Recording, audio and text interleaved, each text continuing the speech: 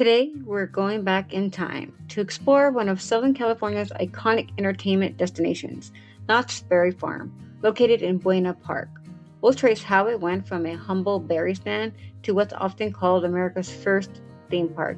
So buckle up, hit that like and subscribe button, and let's dive in. Let's start at the beginning. In December of 1920, the Knotts family, Walter and his wife Cordelia, arrived in Buena Park and leased land along what is now known as Beach Boulevard, then State Route 39, to begin farming berries. Rather than just farming for wholesale, Walter set up a roadside stand in 1923 to sell berries directly from their little farm. In 1928, they built a permanent building for the berry market and a tea room where Cordelia sold sandwiches, jams, and pies using their farm's berries.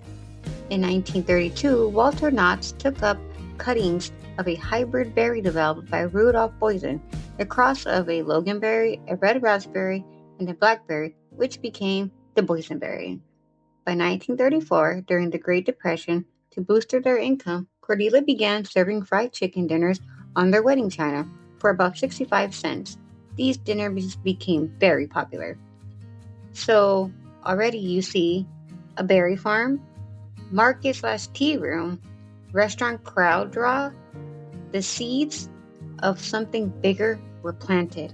As crowds flocked for the chicken dinners and berry pies, Walter looked for ways to entertain waiting guests and started adding curiosities and attractions. For example, a rock garden with a waterfall and a mill wheel water wheel display.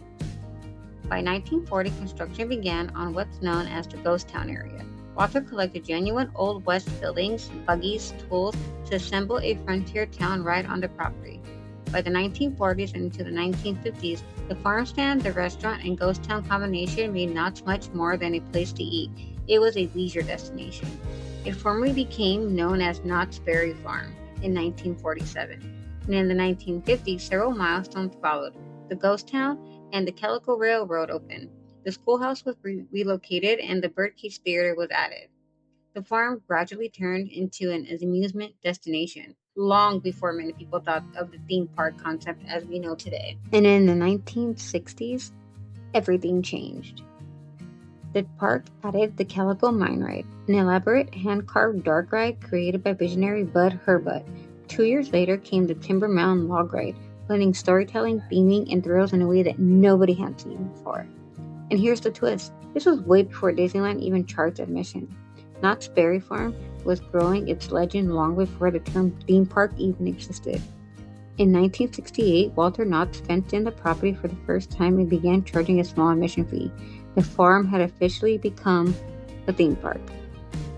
But Knotts wasn't done surprising the world. In 1973, they tried something wild. They turned the park into a haunted Halloween event.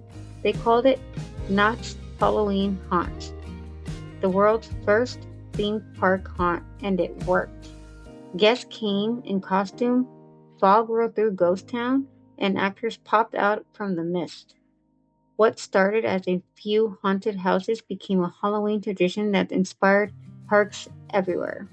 Every October, Knott's transforms into a playground of fear, and fans wouldn't have it any other way. Then, Knott introduced the corkscrew. People came from around the world to see it twist through its twin loops over Ghost Town. Then came Monzuma's Revenge in 1978, a launch coaster that rocked riders from 0 to 55 miles per hour in just seconds and blasted them backwards again. The 1980s brought Camp Snoopy, giving kids a home inside the park. And of course, the iconic Kingdom of the Dinosaurs, a prehistoric dark ride that made guests gasp and giggle. Knott's was no longer just a family farm. It was a thrill empire with a soul. The 1990s brought new thrills and big changes. Knott's added Boomerang, Supreme Scream, and in 1998, the mighty GhostRider, the longest, fastest, and tallest wooden coaster on the West Coast. But behind the scenes, the Knotts family made a difficult decision. After decades of running the park, they sold Knott's Berry Farm to Cedar Fair Entertainment Company in 1997. Some fans worried the soul of the park would fade, but Cedar Fair promised to preserve the Knotts legacy while expanding its thrills. And they delivered.